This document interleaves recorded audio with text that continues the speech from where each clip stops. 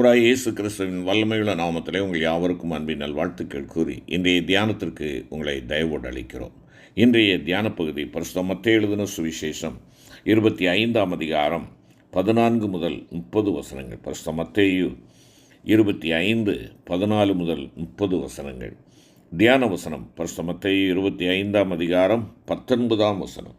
நீண்ட நாட்கள் கழித்து அந்த வேலைக்காரனுடைய எஜமான் திரும்பி வந்து அவரிடத்தில் கணக்கு கேட்டார். அருமையான கர்த்தருடைய பிள்ளைகளே, ஆண்டவராய் இயேசு கிறிஸ்து பரலோக ராஜ்யத்தை குறித்ததாக அநேக உவமைகளை சொல்லுகின்ற பொழுது சொல்லப்பட்ட ஒரு உவமை தான் இந்த தாலந்து உவமை. அவனவனுடைய திறமைக்கு தக்கதாக எஜமான் தாலந்துகளை கொடுத்தான்.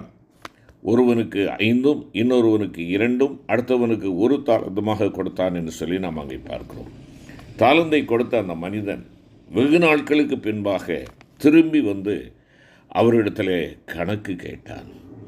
அருமையான கர்த்தருடைய பிள்ளைகளே, தாலந்தை கொடுத்தான்.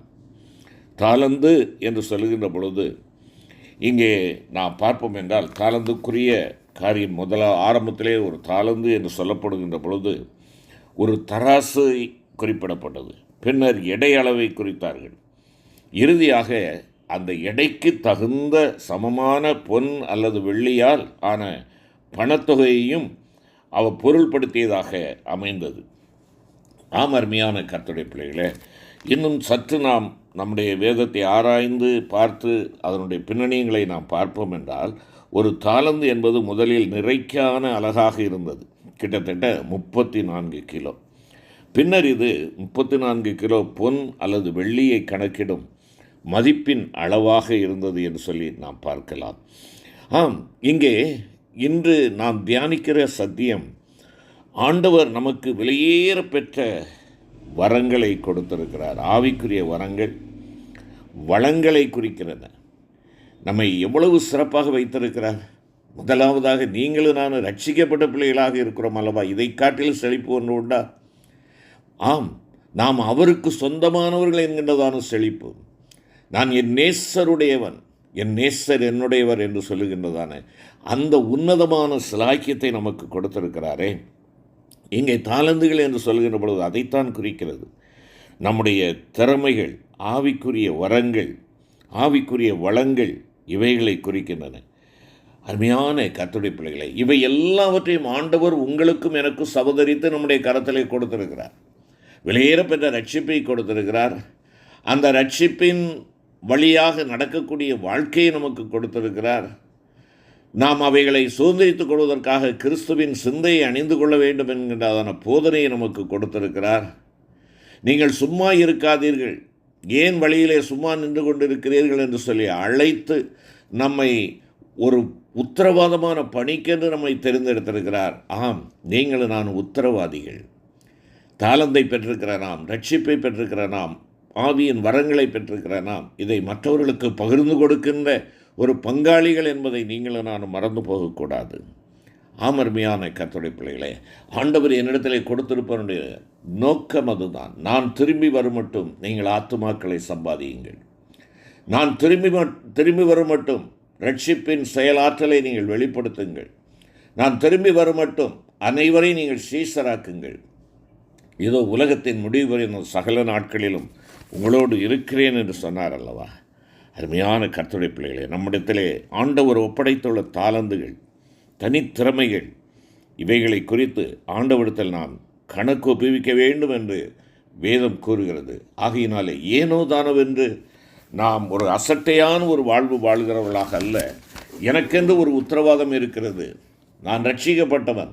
இந்த ரட்சிப்பை பிறருக்கு அறிவிக்க வேண்டியவன். நான் தேவனுடைய பிள்ளையாக இருக்கிறேன். மற்றவர்களையும் தேவனுடைய பிள்ளையாக ஆக்கின்ற பணியிலே நான் என்னை ஈடுபடுத்த வேண்டும் என்று சொல்லுகின்ற இந்த மனோபாவத்தோடு நாம் காணப்பட வேண்டும். தாலந்து உவமையிலே 3 விதமான ஊழியர்களை நாம் பார்க்கிறோம். முதல் ஊழியக்காரனுக்கு 5 தாலந்துகள் கொடுக்கப்பட்டது. இவன் இந்த 5 தாலந்துகளையும் பயன்படுத்தி விருத்தி அடைய செய்து அதை 10 தாலந்தாக மாற்றுகிறான். இரண்டாவது ஊழியக்காரனுக்கு 2 தாலந்து கொடுக்கப்பட்டது. இதை அவன் வியாபாரம் செய்து இன்னும் 2 தாலந்துகளை சம்பாதிக்கிறான். இவர்கள் இருவரையும் எஜமானன் மெச்சி அவர்களை அதிகமாக பாராட்டுகிறான். ஆனால் இந்த மூன்றாவது ஊழியக்காரனோ தனக்கு கொடுக்கப்பட்ட ஒரு தாலந்தையும் பூமிக்கு அடியிலே புதைத்து வைக்கிறான். எஜமானன் திரும்பி கேட்டபொழுது அதை தோண்டி எடுத்து அந்த ஒரு தாலந்தை மாத்திரம் திரும்ப கொடுக்கிறான். இதை கண்ட எஜமானன் கோபமடைகிறான், கொதித்தெழுகிறான். அவனை பார்த்து, பொல்லாத சோம்பேறியே, எதற்காக என்னுடைய பணத்தை பூமிக்கு அடியில் போட்டு புதைத்து வைத்தாய்? இப்படி நீ செய்வாய் என்பதை நான் அறிந்திருந்தால் அதை வங்கியில் போட்டிருப்பேனே என்று கூறிவிட்டு அந்த ஒரு தாலந்தை எடுத்து 10 தாலந்து உள்ள ஊழியக்காரரிடத்தில் கொடுத்தான். அதோடு நின்று விடவில்லை. இவனை புறம்பான இருளிலே தூக்கி எறியுங்கள், அங்கே அழுகையும் பற்கடிப்பும் உண்டாயிருக்கும் என்று கட்டளையிட்டான் என்பதாக நாம் பார்க்கிறோம். அருமையான கர்த்தருடைய பிள்ளைகளே, உங்களிடத்திலே என்னிடத்திலேயும் எத்தனை தாலந்துகள் இருக்கிறது என்று சொல்லி நாம் சிந்தித்து பார்க்கிறோமா? எத்தனை தாலந்துகளை கொடுத்திருக்கிறார். தேவையில்லாமல் நாம் நன்றாக பேசுகிறவர்களாக நாம் இருக்கிறோம். அந்த பேச்சு தாளந்தை என் ஆண்டவருக்கு நேராக திருப்பி விடலாமே. வீணான உங்களுடைய நேரத்தை தேவையற்ற காரியங்களை பார்ப்பதிலே நீங்கள் செலவிடுகிறீர்களே, அந்த நேரத்தை, நேரமாகிய தாளந்தை ஆண்டவருடைய பணி செய்கிற மக்களுக்காக நீங்கள் செபிக்க திருப்பி விடலாமே. முழங்கால் படியிட்டு செபிக்கலாமே. உன்னோடு கூட படிக்கிற பிள்ளைகள், உன்னோடு கூட பணியாற்றுகிற மக்கள், அவர்களுடைய ரட்சிப்புக்காக அந்த நேரத்தை நீ ஜெப நேரமாக அந்த தாளந்தை நீ பயன்படுத்தலாமே. அருமையான கர்த்தருடைய பிள்ளையை, நன்கு பேசக்கூடியவர்கள், யாவரையும் வசீகரிக்கக்கூடிய அந்த சிறப்பான தாளந்தை உடையவர்கள், பேச்சு திறமை, நாவன்மை உடைய உங்களுடைய தாளந்துகளை யாருக்காக உபயோகிக்கிறீர்கள்? யாருக்காக உபயோகிக்கிறீர்கள்? சிலருக்கு நன்றாக கூட்டங்களை ஆர்கனைஸ் பண்ணுவதற்குரிய திறமை, தாளந்துகள் உண்டு. அப்படிப்பட்ட தாளந்து இருக்கிற நீ திருச்சபையின் காரியங்களிலே, குடும்ப காரியங்களிலே, உன்னுடைய பணிகளிலே ஏன் நீ அதை பயன்படுத்த மறுக்கிறாய்?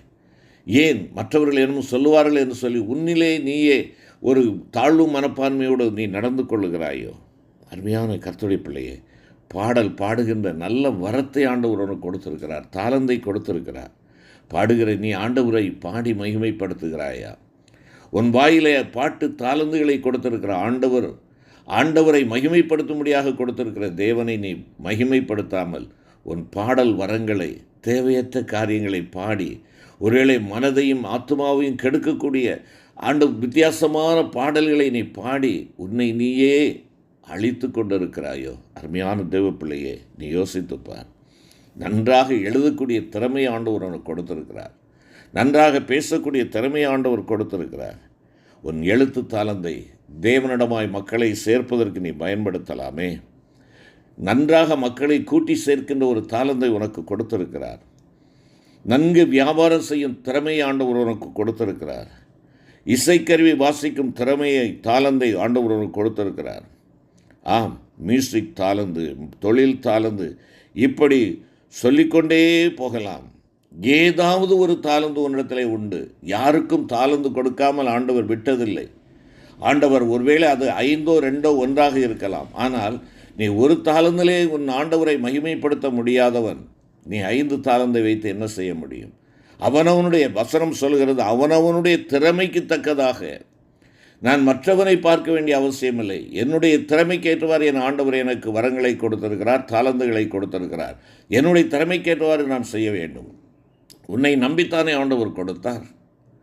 நீ செய்வாய் என்ற ஒரு நம்பிக்கை ஆண்டவரிடத்தில் இருந்தபடியினாலே தானே, உன்னை தன்னுடைய கணக்கிலே வைத்திருந்தபடியினால் தானே ஆண்டவர் இதை கொடுத்தார். அருமையானவர்களே, ஒரு பாரம்பரிய ஒரு வரலாறு ஒன்று உண்டு. ஆண்டவராகிய இயேசு கிறிஸ்து பரலோகத்திற்கு செல்லுகின்றதான வேளையிலே காபிரியேல் தூதன் அவரை சந்திக்கிறாராம்.